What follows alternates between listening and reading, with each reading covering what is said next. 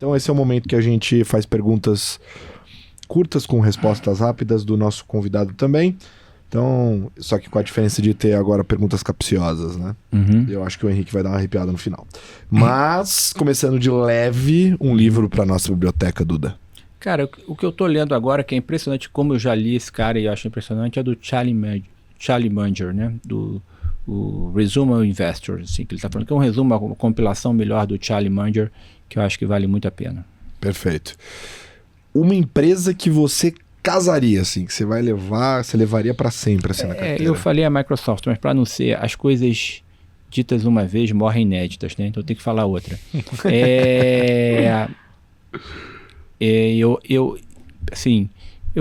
Além da Microsoft, que é o Novell, talvez eu botaria a BTG.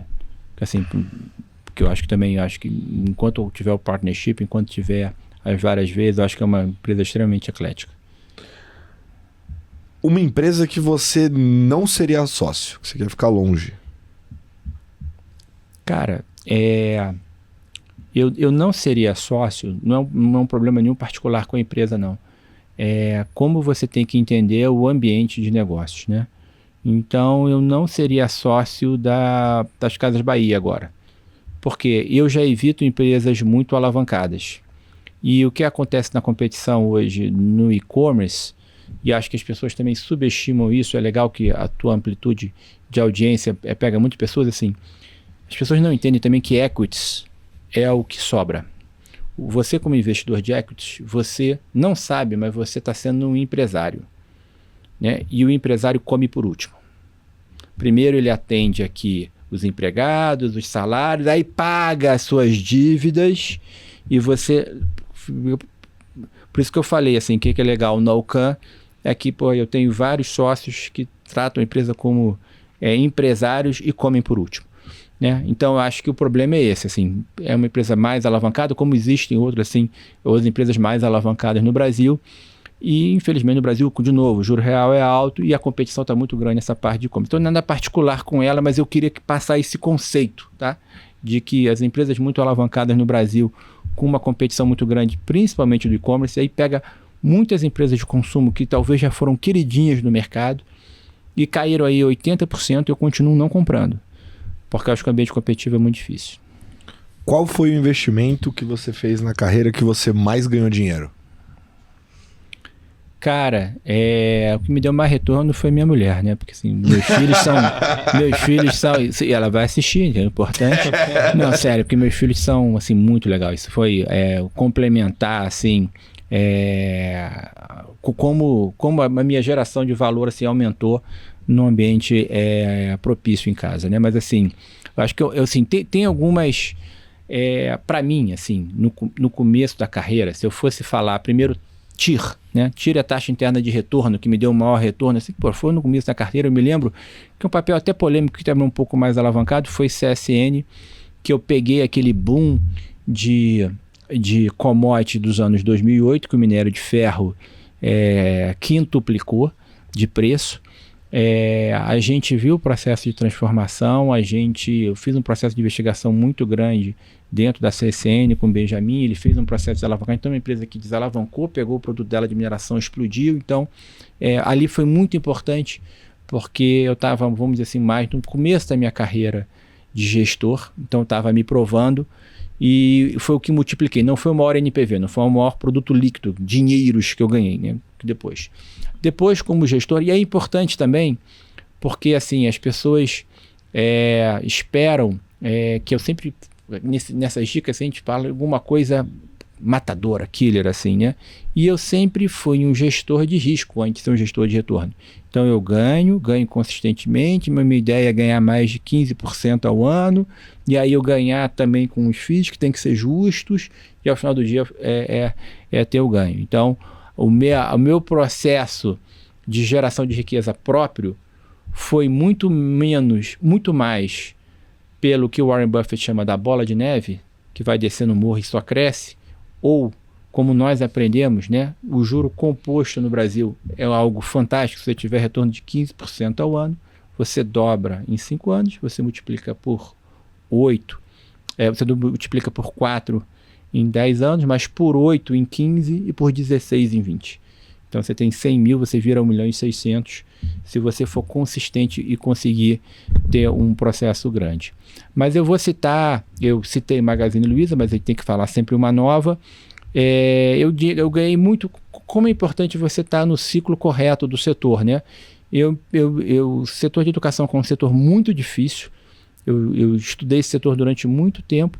Eu ganhei muito dinheiro do Kroton quando o modelo de FIES estava favorável. A empresa multiplicou por 10 nesse período. E a gente viu esse modelo, os incentivos dados. Você tem que entender, se beneficiar desses incentivos. E peguei muito bem, tá? E mas depois que acabou esse ciclo, é um setor difícil. É um setor que eu não casaria para frente. Mas é um setor difícil, infelizmente, porque eu acho que deveria se dar mais valor à educação no Brasil. Qual foi o investimento que fez você perder mais dinheiro? Cara, tem alguns, né? Eu já citei esse aqui, mas assim, eu acho que o mais importante é quando você perder mais dinheiro, você ganhar mais sabedoria. Então, a gente sabia, num jogo, me lembro, numa época que eu estava no banco também, de fazer merger up, que é você fazer arbitragens, e peguei a queda das Torres Gêmeas. Eu tinha uma arbitragem que a Telefônica ia comprar a Vivo, que era a Telefônica do Brasil, ia fechar o capital, então eu tinha uma oferta. E aí ela abriu, dava um desconto de 20%, uma coisa assim. O mercado era muito desarbitrado na época. E a Vivo era uma empresa de utilidade pública, então uma concessão, então era uma empresa mais estável. Mas assim, quando você teve o evento, que já vinha mercado combalido em 2000 e 2001, houve as perdas de correlação no mundo. Isso geraria um pouco mais de alavancagem na Telefônica, que ela não pôde fazer. Então eu já estava precificando isso. Quando abriu, a taxa de desconto para o Brasil aumentou muito. Ainda tinha o técnico que estavam as pessoas compradas para essa arbitragem. O que aconteceu foi que a Telefônica subiu e a Vivo caiu fortemente. Então, em merger up, você pode perder mais que 100%. A gente, na crise dos anos 2000 ali, a gente viu várias distorções enormes. Uma que ficou famosa era que a Volkswagen era dona da Porsche, e a Porsche chegou a valer muito mais do que a própria Volkswagen, que era uma conta assim, a conta básica e primária da segunda série que você podia fazer. Na planilha dava certo, mas se você não entendesse o técnico do mercado, dava errado. Então eu perdi muito dinheiro. Mas assim, nesse momento também eu ganhei muitos momentos de arbitragem.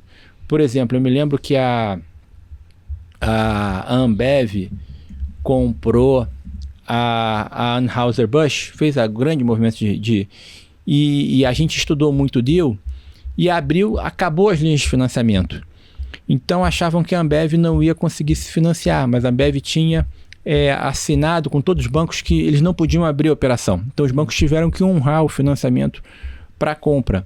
E eu me lembro que, na verdade, também a Anheuser-Busch caiu muito lá fora e era muito maior do que a própria Ambev aqui dentro.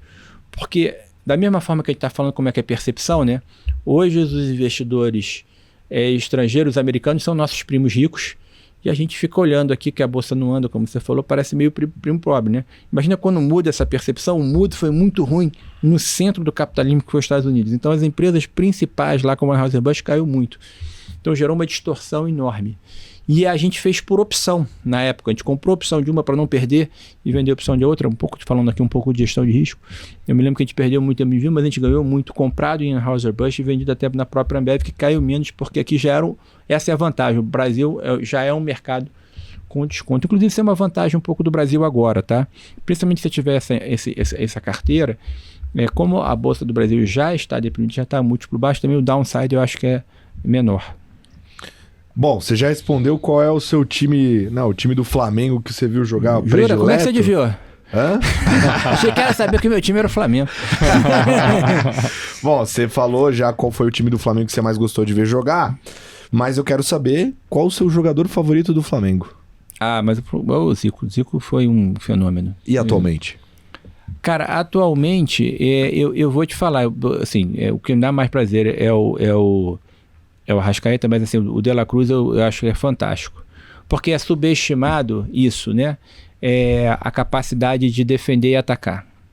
Então, o De La Cruz, eu vou fazer uma analogia com o mercado. O De La Cruz, ele é capaz de romper a primeira linha para dar a bola entre a primeira e a segunda linha para o Arrascaeta, que vai servir para fazer o gol. o mais difícil é você romper a primeira e a segunda linha. Então é a mesma coisa no investimento. Não adianta nada você estar pensando 3 capítulos na frente que você... não, agora eu vou comprar a Tesla porque o Musk vai inventar uma coisa e a Tesla está perdendo o mercado para a BYD,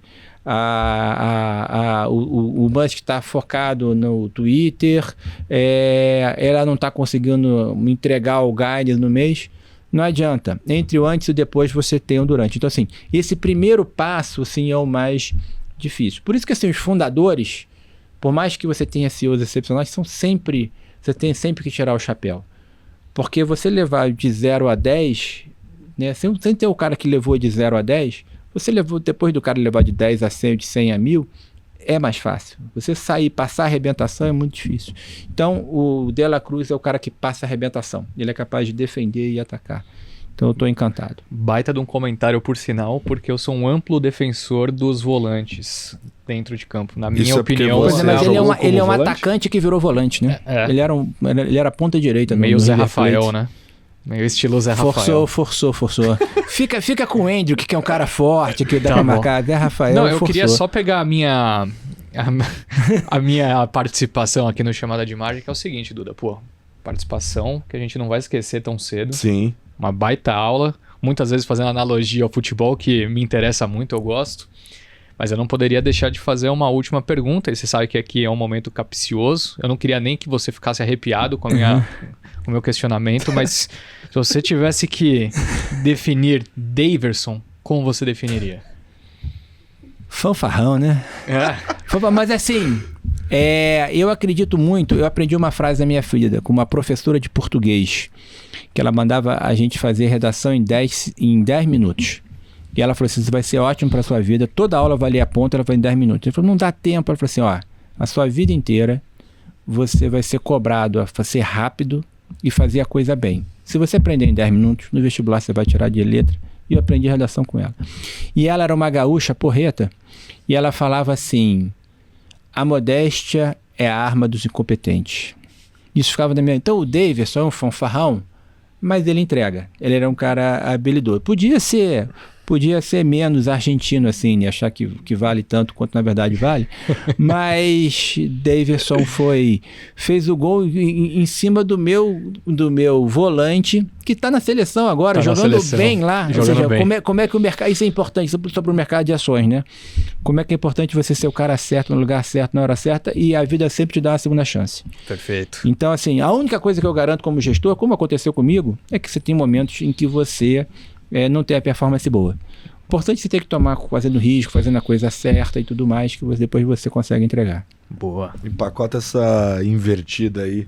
Não, respeitosa. Quanto mais respeitoso, o cara é um pior gentleman. é Que é esse? Extremamente educado.